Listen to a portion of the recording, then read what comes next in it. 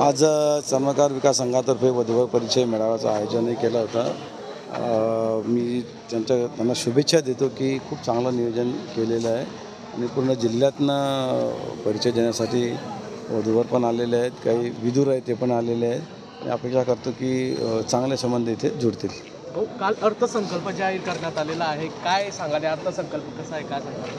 अतिशय उत्कृष्ट असा अर्थसंकल्प जाहीर झालेला आहे। आपण पाहिलं असेल की टॅक्स पेयर्समध्ये खूप मोठी सुविधा देण्यात आली, शेतकऱ्यांसाठी खूप सुविधा देण्यात आली आहे, विशेषतः उद्योगाला चालना देण्यासाठी काम करण्यात आलं की ज्याच्या माध्यमातून एंटरप्रेनर तयार झाले पाहिजेत आणि रोजगार निर्मिती मोठ्या प्रमाणावर झाली पाहिजे। या दृष्टीने खूप म्हणजे ऐतिहासिक असा बजेट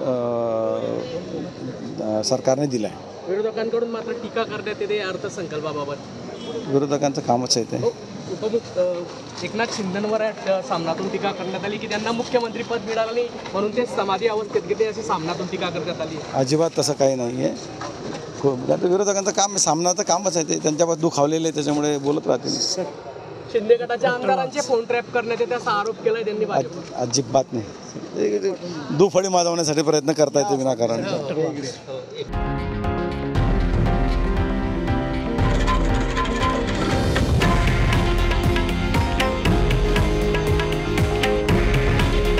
हे आहे देशातील नंबर 1 न्यूज नेटवर्क आणि आपण पाहत आहात TV9 मराठी।